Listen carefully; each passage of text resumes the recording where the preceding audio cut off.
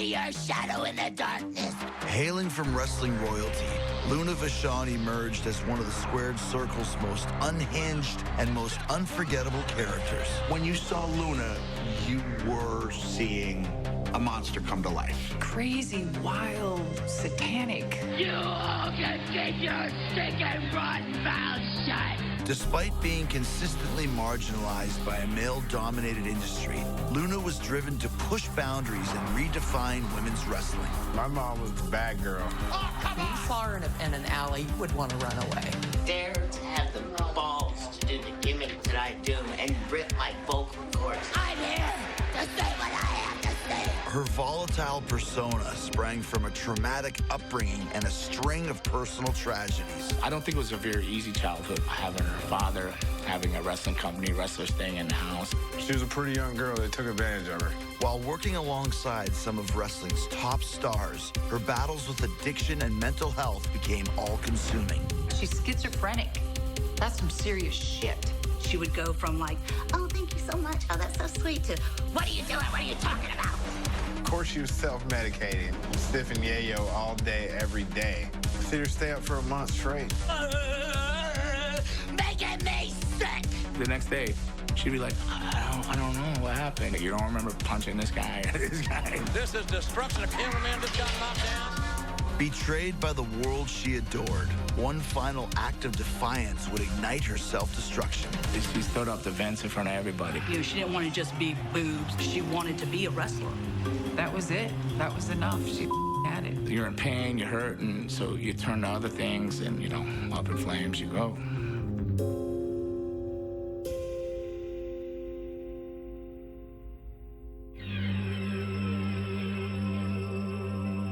There are two ways to slide easily through life. One way to believe everything, the other to doubt it. Luna Vachon and the Blackhearts. I used to always think wrestling was real. Like, when you're a kid, you think it's real. Like, that's what she's always was to me. She was always Luna. Hi, my name is Van Herd, and my mom's Luna Vachon. Ever since I can remember, I was so young. The mohawk, the bleached hair, the extensions. Very, very soon, I will wipe you from this earth. It was nuts. Like, she would show up to my elementary school with a snake. I just remember she came to give me a hug, and that snake almost got me. I'm so embarrassed. I hate to say it, I was. But then it was just normal for me. That was my mom. I definitely believe she loved wrestling more than she loved anything in life. Her passion truly was professional wrestling. Anything she's ever spoke to me about in her deeper, darkest hours was pro wrestling. I'm David Heath, better known as Gangrel. I've been a professional wrestler for 34 years. Gangrel there. Look at his teeth. The first time I met Luna Vachon was at a Florida Championship Wrestling show. She came in, she kicked the door open. She hollers in, "Fresh meat." She points at me. I look around, I'm the only one there. And then she just slams the door and walks out. And now you got a picture. This is a girl with a mohawk, blood all out of her nose. Her tongue's like, ah. You know, she's growling at me. So I was terrified. I didn't want anything to do with her after I met her that first time. But we became friends, so much so that we said I would never date you. I would never go out with somebody like you. She says, I would never go out with somebody like you either. And I go, good, I'm glad we agree on that. And I don't know, somewhere across the lines. There's many faces to my mom. Her real name was Gertrude, and she used to like tell me nightmare stories about how she had to stand in front of class and tell everybody her name was Gertrude. And then when they found out that her dad and her uncles were the Vachons, and they were like some of the most hated tag teams ever. Oh, the Vachon family are like wrestling royalty in Canada. I'm Mick Foley, often known as the hardcore legend. Luna's uncle was Maurice Mad Dog Vachon. Her aunt was Vivian Vachon. Luna's father was Paul Butcher Vachon.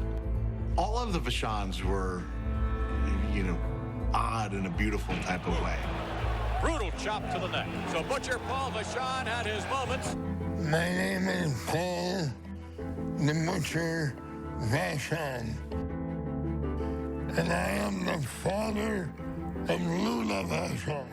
Luna's origins with the Vachon family are rooted in a chance encounter following a harrowing tragedy on December 18th, 1966. I was wrestling in Atlanta, Georgia, and I was staying at a motel, and I heard a gunshot. And at first, I opened the door, looked around, and couldn't see anything. So I went back to sleep. The next morning, there was a knock at my door. Well, she said, the man that owned this motel shot himself. He was my husband.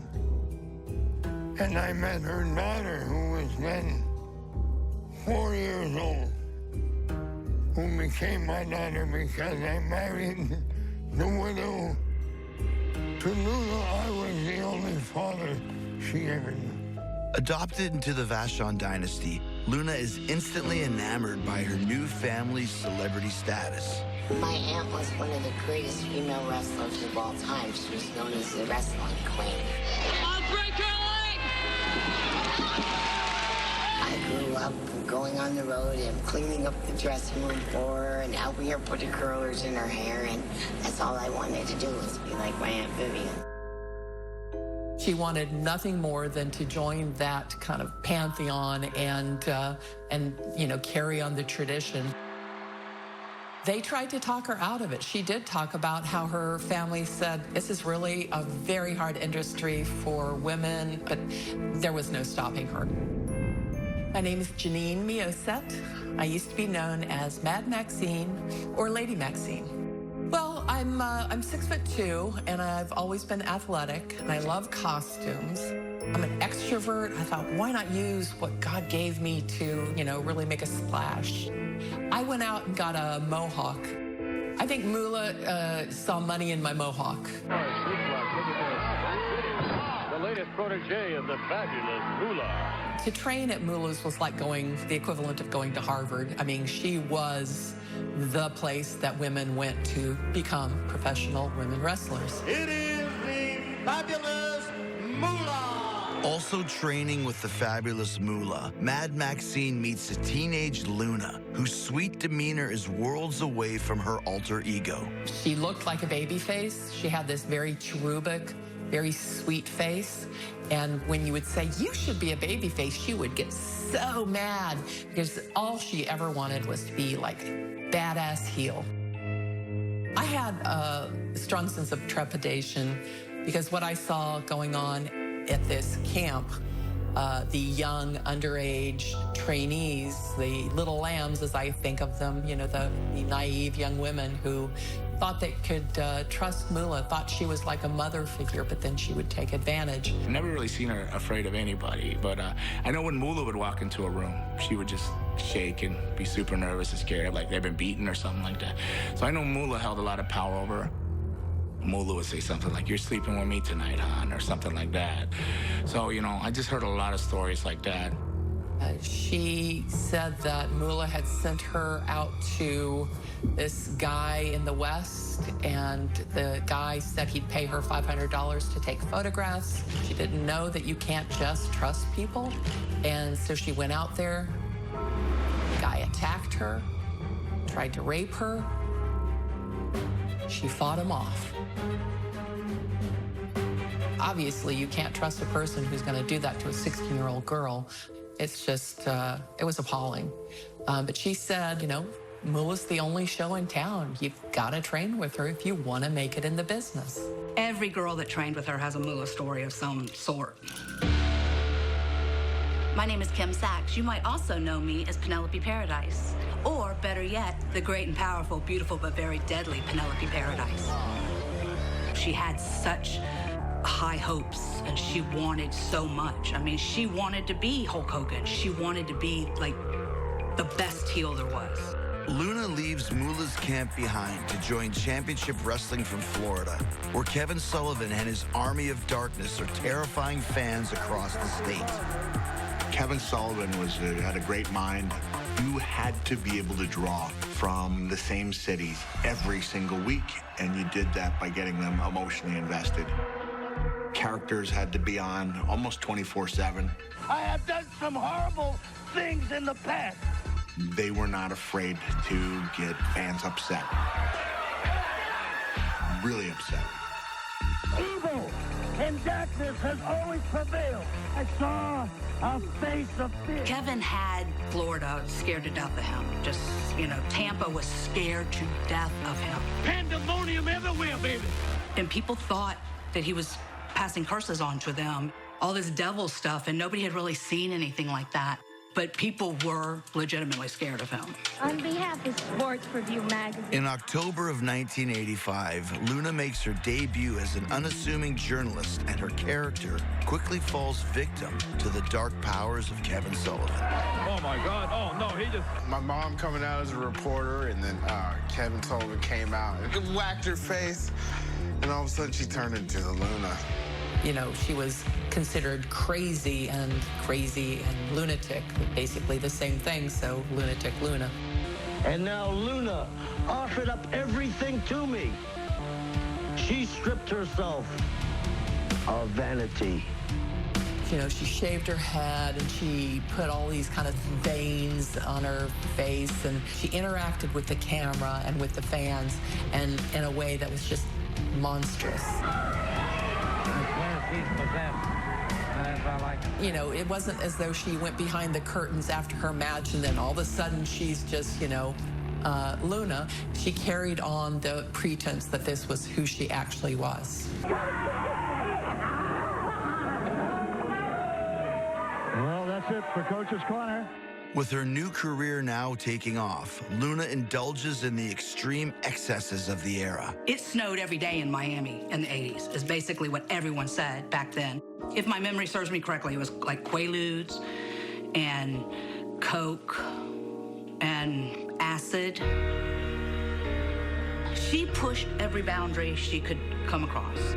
How can you take 100 pills a day? How do you even get 100 pills a day?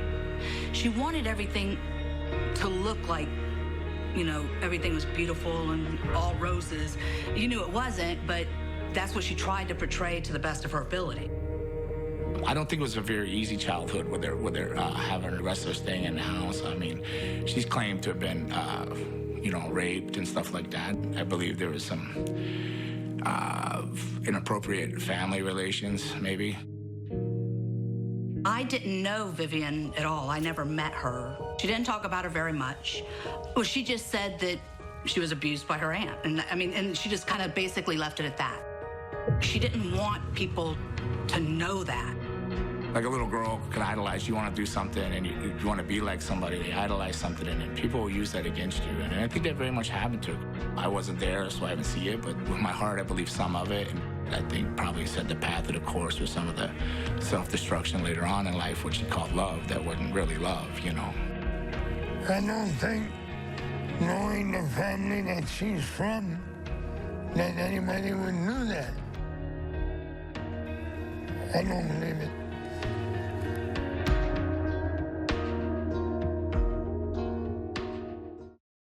Luna Vachon's deranged antics captivated audiences, but unknown to fans, her over-the-top persona was born from a lifelong struggle with mental health outside the ring. She was studied from the Emory University since she was 2 years old for depression and being bipolar and schizophrenia and stuff like that. So it was a roller coaster of hoop-de-hoops and loop-de-loops. Luna has this persona of being just tough badass, but really she was like the shyest person in the room. A lot of people call her Angel, or I call her Angel. I think that's what her dad would call her, instead of, because she hated Gertrude or Trudy, Give it 10 minutes, it's like the Florida weather. It should change. It'd be some other personality. There was like Angel, Trudy, Angel, and then there was Luna. She was chemically imbalanced. She was definitely bipolar. In her day-to-day life, you would call her Angel.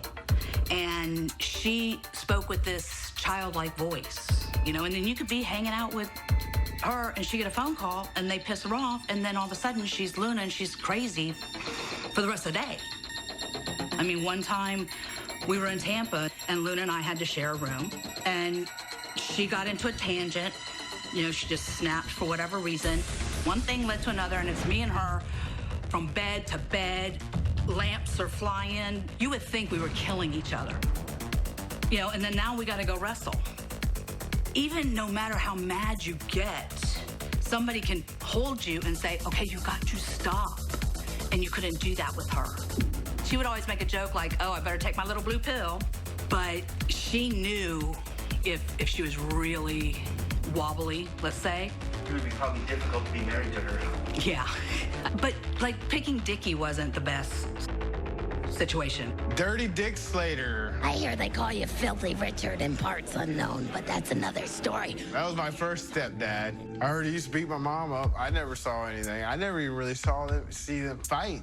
I never saw them fight, ever. I never saw him lay a hand on her. I saw her with bruises after the fact, and I'm quite sure she did not give them to herself. And when they split up, you know, I was like, okay, good. You know, that's something that's out of her life. So I met her Florida Championship Wrestling, terrified this woman, swore her up, bloody nose, scared to death, fresh meat. So next thing you know, I'm tagging with a fella named Tom Nash. We're doing the Blackheart thing. And it turns out that Tom knew her from school. So then down the road, a month or two or down the road or something, he goes, hey, Luna called in and she wants to go down to training with us. And I'm like, no, I don't want anything to do with her. So, but still, I don't know why. Whatever, the forces of the universe, the nature, whatever. We get in there, she's in the back seat, he's sitting over here, I'm driving. And then she crawls over and she starts hitting me. Like, why don't you like me? Why don't you like me? And she's like, she rips my shirt off. And so I get to the house, the fella's name's Rusty Brooks. He had a ring in his backyard. And I don't know where, I don't know if she jumped off the top rope or where she came from, but she latched down and bit me in the middle of my back. She was on like a pit bull. I couldn't get her out. I mean, I'm like trying to reach. She's locked in there. So I end up diving through the ropes, which breaks her off me. And I got her against this tree. Oh, and he's like, no, hey, that's Dick Slater's girl. I go, she's crazy. She's bit me. He goes, that's Luna. You know, chill out. So, and before that, scar healed on my back. That's why I always call her the original vampire, because before the scar healed on her back, we were best friends. With Luna as their manager, Tom Nash and David Heath become fixtures on the independent wrestling circuit as the Blackhearts. Listen, you worry nothing about the Snake. You should worry about the tag team titles because they are going to be around the waist of the Blackhearts. Tom had a big crush on her. And the next thing you know, like, they were married. He adored her. And he did love her. Tom Nash and my mom were married, and Tom used to go to work, and then Dave used to show up. So that's some shady shit right there. They got in a few fights, and then he accused me of being with her, and he started talking a lot of stuff. I know you guys are together, this and this and that, and then he swung on me, and then I snapped. I feel really bad. I puked in the bathroom the next day at the airport when I saw what I could do to somebody. The fallout from the fight breaks up the Blackhearts, and shortly after, Luna's brief marriage to Tom Nash also comes to an end.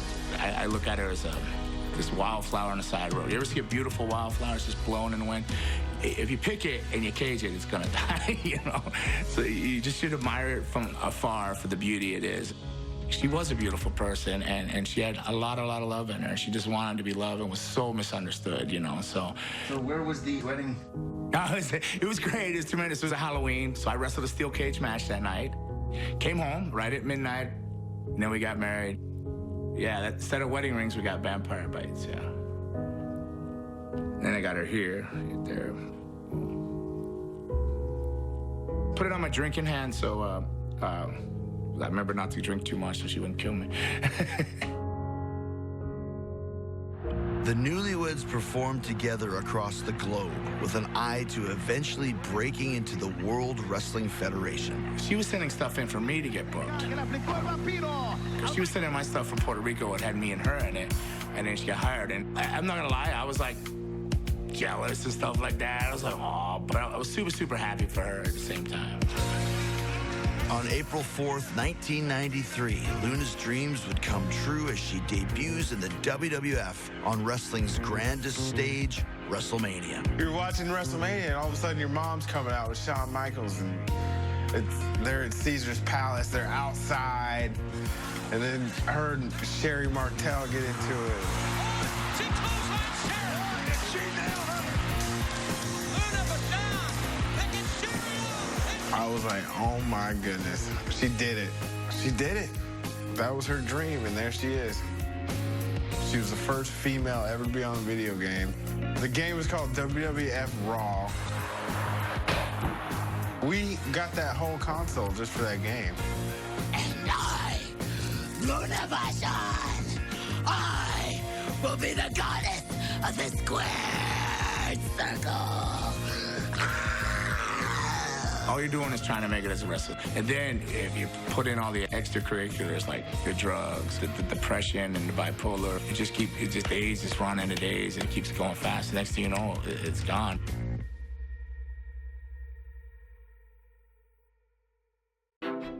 After 15 years of self-sacrifice and struggling in the independent territories, Luna Vachon finally reaches the pinnacle of the wrestling world. Luna Vachon! I'd see her a little bit, sometimes once a year, once or twice a year. She was grinding. She was on the road. I was with my grandma. A lot of girls didn't have children. A lot of the girls did not have children or they had them very late after their careers were over. Because you can't. She lived in this little pink 1950s trailer that had like this porch addition to it.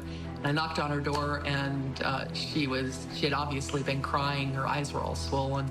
And I asked her what was wrong, and she said it was one of her son's birthday. And I didn't even know she had kids until that point. She did not talk about her kids mostly. My mom hit the road. She had a dream, and she went and did it. Makes me hot. A few months later, Luna is paired with WWF star Bam Bam Bigelow. While she is regularly appearing on national television, Luna rarely gets to showcase her in-ring skills. At that time, there just wasn't a lot of emphasis on women's wrestling in WWE or in the United States as a whole. So the women who were really talented in the ring were often utilized as managers. Luna was a real wrestler. She was a hardcore real wrestler, and she should never have been relegated to ballet status.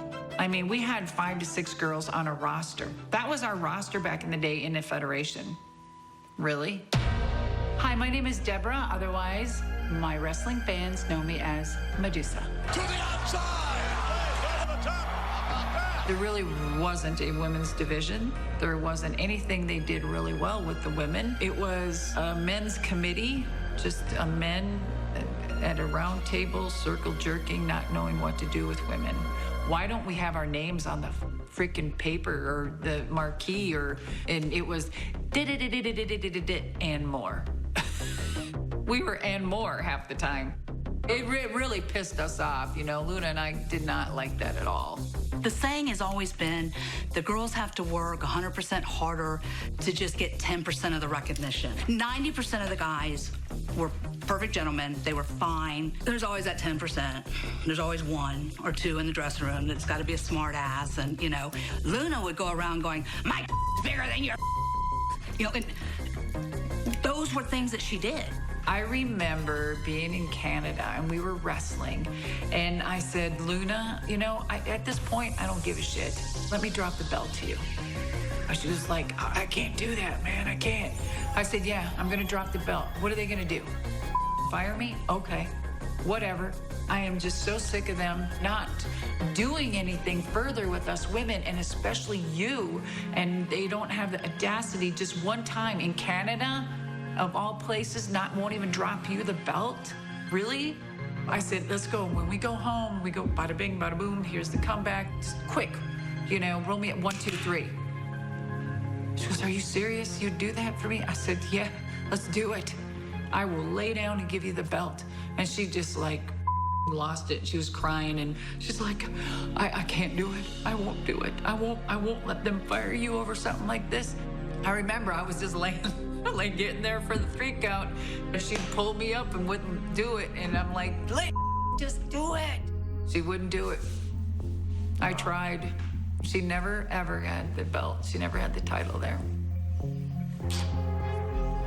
Frustrated over the lack of opportunity for female wrestlers, Luna forges a bond with Sherry Martel, another skilled wrestler downgraded to manager status. I stand just like any other good woman, Mean Gene. I'm gonna stand right by my man. Sherry, let's go. Yes, Sean. On her way, sensational Sherry. She loved Sherry. She loved Sherry to death. They were friends. They traveled together.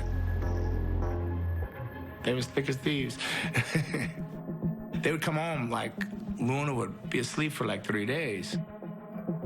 And like, I could poke a stick at her, like, what's going on here? I knew nothing about pills or plastids or anything like that. So when I found out, like, she was taking these pills and it was Sherry and all that, I confronted her. It didn't go well. I think it was her darkest times, my personal opinion, where she was out of control, like, beyond, like, could have, died. It was like just that bad. Luna could have been right there at the top, and there's no reason she couldn't have. It's just between the mental deficiencies of whatever it was that she had and the drugs.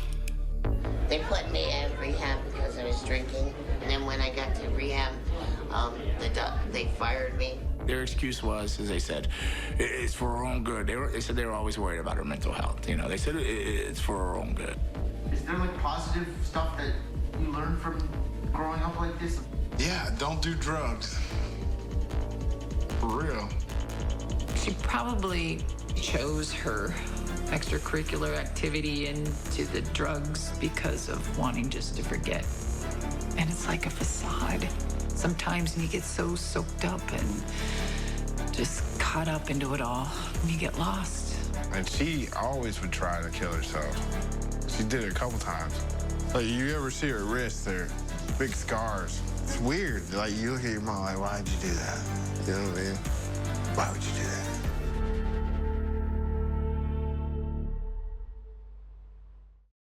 Despite her personal struggles, Luna Vachon is recommended to burgeoning indie promotion ECW by her longtime friend Nancy Sullivan, a.k.a. Woman. The ECW fans really embraced Luna.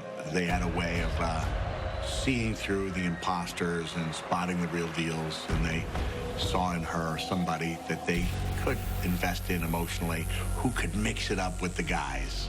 And no one doubted that she could kick Stevie Richards' ass. She was the queen of extreme. That was no bullshit. She was in her element. And Richards face first into this deal again. And Luna's loving it. She had a lot of fun, and then being a woman versus a man in a cage and being the first at things. She liked being the first at a lot of things and pushing the barriers and stuff like that. Comes down across Richard. 1, 2, Luna makes history, winning the first ever intergender cage match. I love teaming up with Luna. There's a photo of us, like, holding on to a steel cage and snarling. She could go anywhere in the world, and she could entertain, and she could hold her own with anyone. And I'm including the men when I say anyone.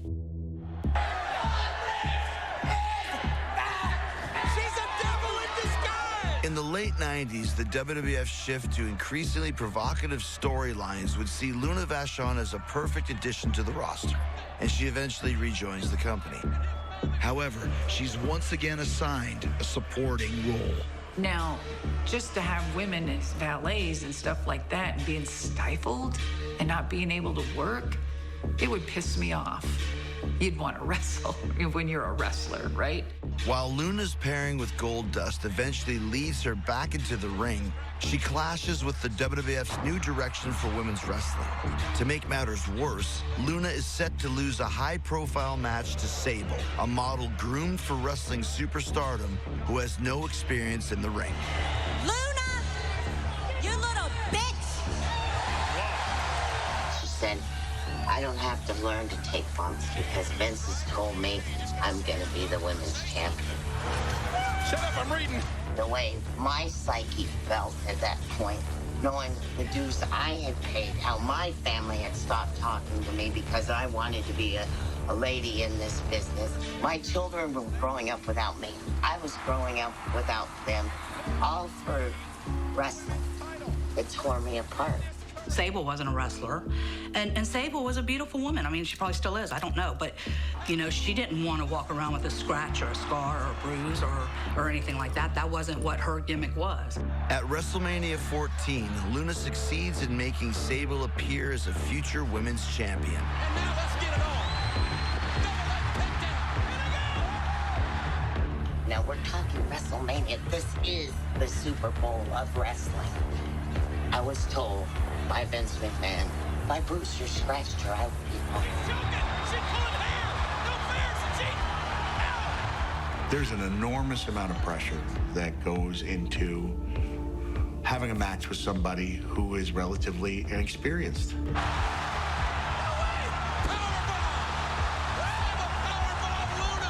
And so when you take a veteran like Luna, you are basically saying, we trust you to make this person look the very best they can.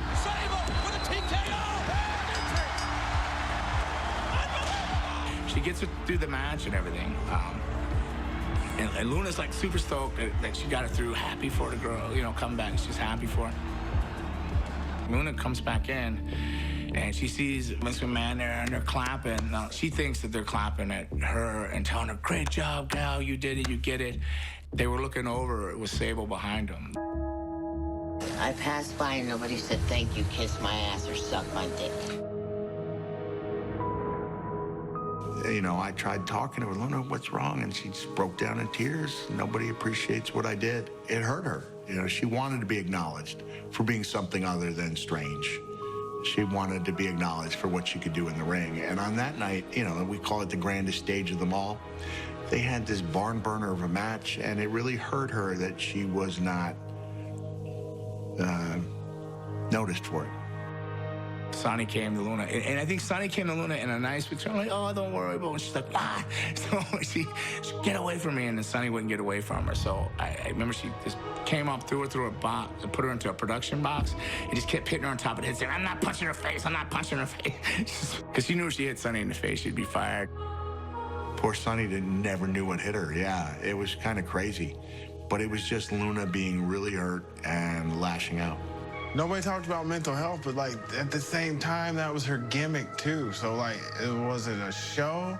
I can tell you it wasn't. I think it was all the same. There was no line. It was blurred lines, you know? Luna, Angel, Trudy, Mom. No one spoke about that shit. You know what I mean? About people's mental illness or whatever. They saw and they were scared and they just didn't. That was it. Her just being not accepted in this business to a level where she thought she deserved it because of her skills and her as a worker and what she brought to this business.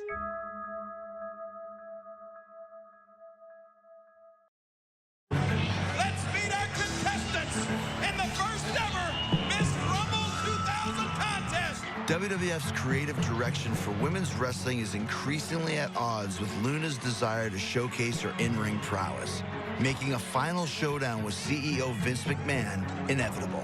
When the Attitude Era started, it was just all sexuality. I couldn't believe even Luna was putting up with that shit, really, because she was so old school like me. She definitely felt pressured. She didn't feel pretty, you know? Now you got models around you. It can't feel good. Did she say come and get it? About right here is where they'll start hitting that pause button on the tape. They wanted Luna to take her top off, and she said, you spent all these years making me ugly, and now you're asking me to... And she stood up to Vince in front of everybody. I guess what you see is what you get. Okay.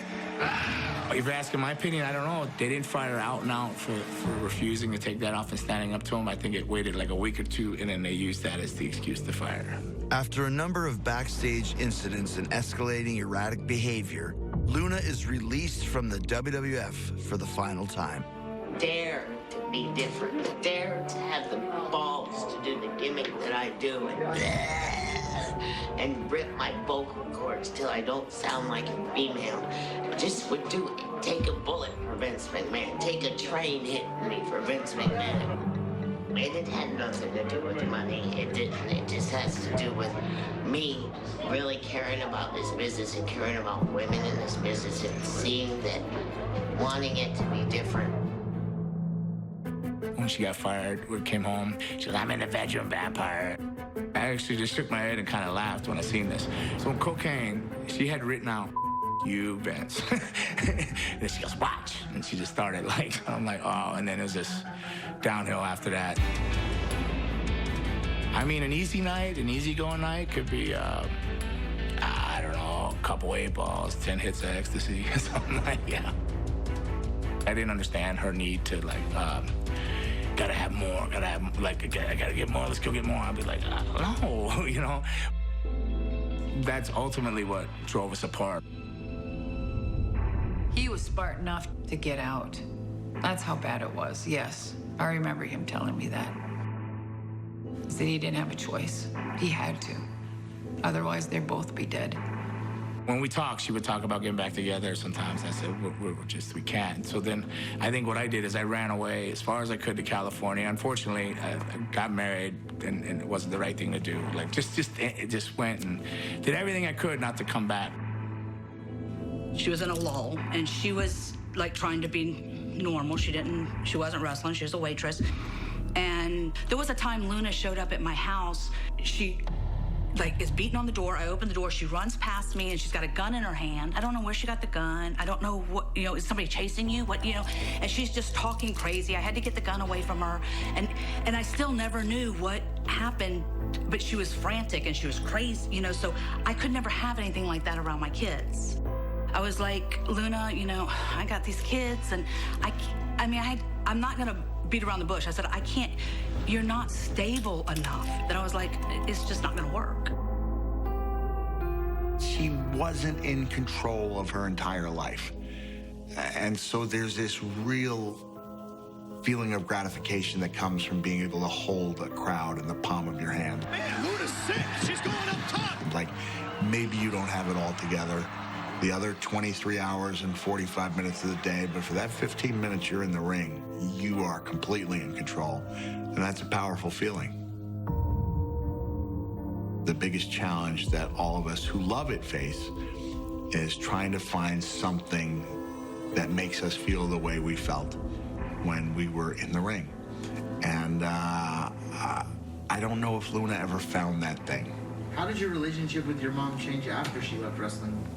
We didn't talk that much, because I was in culinary school. I was in Texas. She was in Florida. I remember her driving a tow truck. She was hanging out with these bikers, these outlaw bikers. I don't know why. She never even met my daughter, because I don't think she thought she was good enough. And that's that mental illness, you know?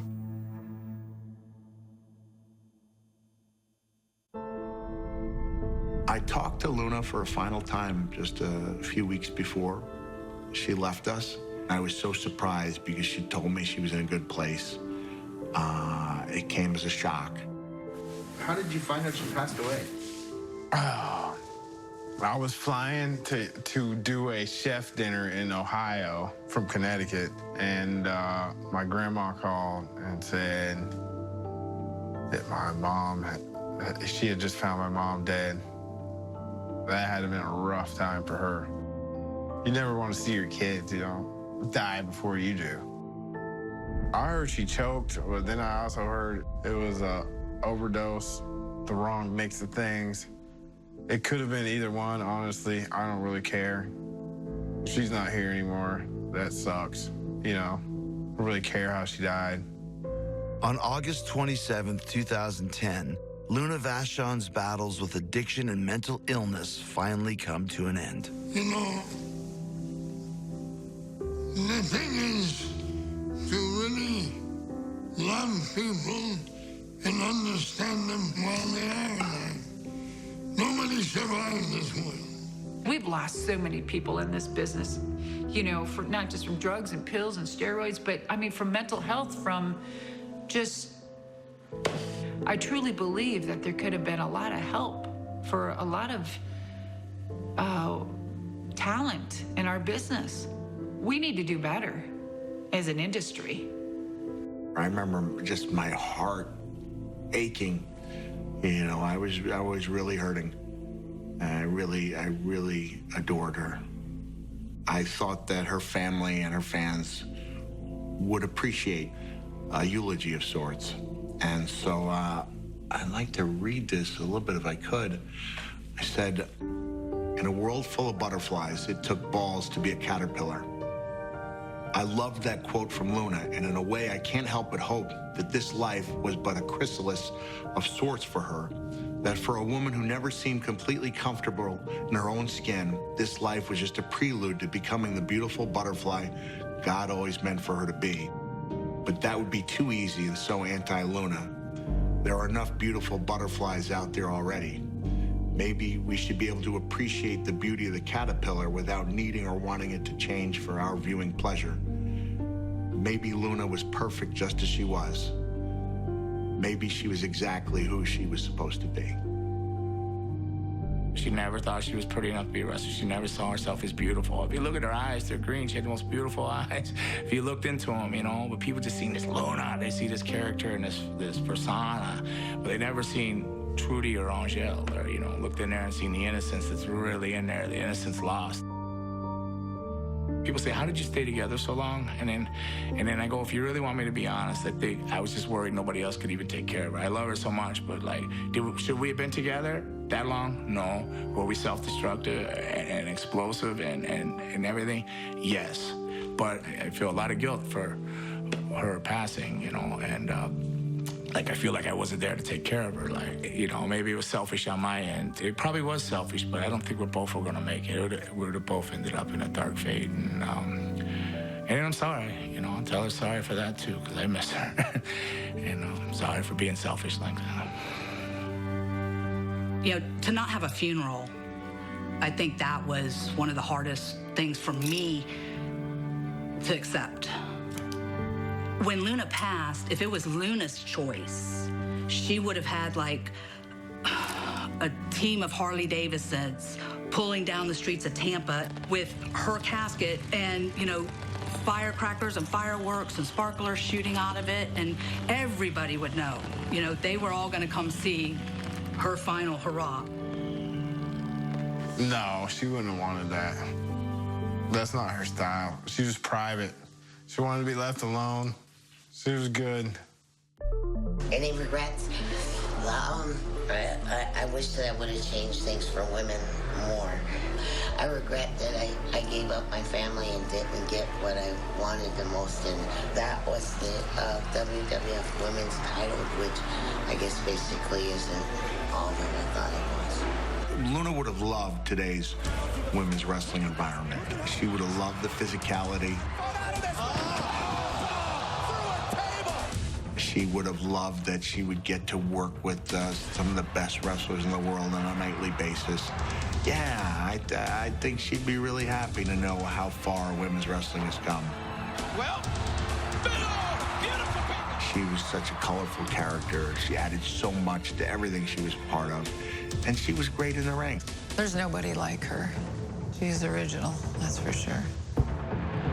If Luna were here today and she was talking to you, like if she was behind my shoulder with her hands on my shoulder, she would look into the camera and go, "What the f***'s wrong with you?